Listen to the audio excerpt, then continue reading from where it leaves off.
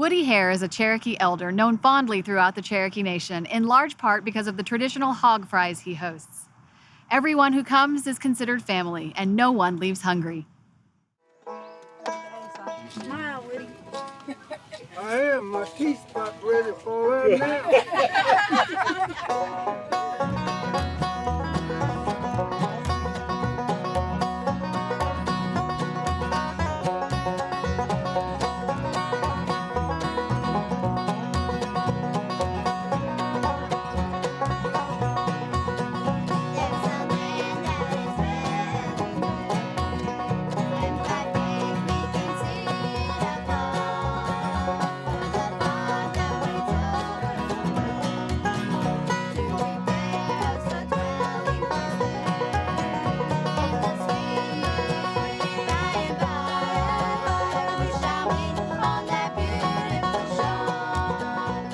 Everybody knows Woody. He's always there for you. If you need help, he's going to help you. He's just an all outstanding man, I guess you'd say, if you want to put it in a nutshell, you know. And then when it comes time for hog fries, call Woody.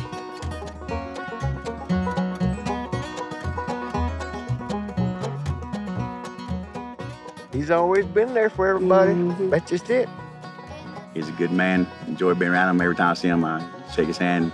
Hey, Woody, how you doing? Because, you know, there's not too many elders, you know, and he's one I always respect because I know he's got some stories, and that's what I love about natives. We like to tell stories, and he always has one.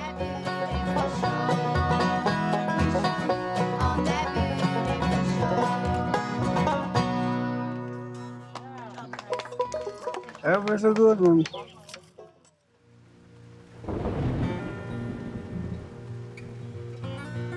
I'm Woody Hare, and I'm 90 years old. Just again, gone to the door, there's one.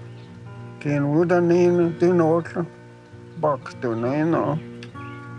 Those installers, truck the gallows, sail door the gosse, Edana, and done. And 10 hours later, I was in Walls, Colorado.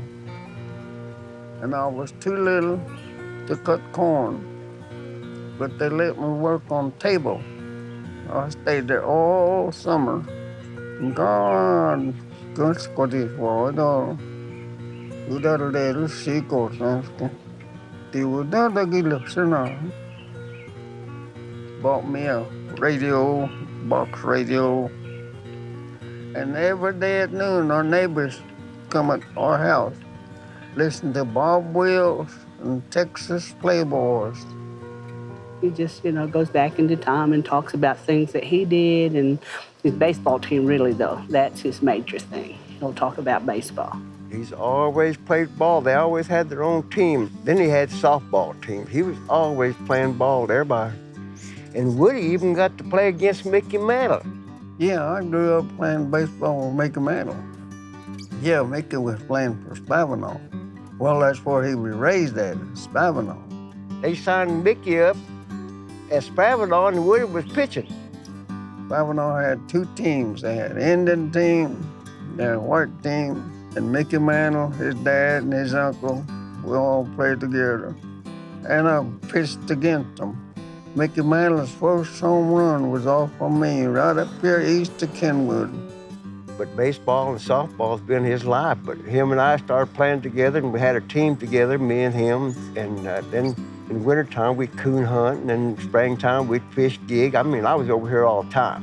And he's been like a dad to me, Woody has. Well, when I was a kid, I used to go to U.S. church. They'd go buy a hog, and I'd help them dress the hog. And we start cooking, you know. Go put one more stick of wood on that fire. Them guys said, put another stick of wood in that fire. I'd put another stick in it, stir it 2 or 3 times, you know. I stayed with them. That's where I got started cooking hog. Yeah. We didn't have microwaves then, did we? No, I didn't know what a microwave was. Barely had matches. Barely had matches.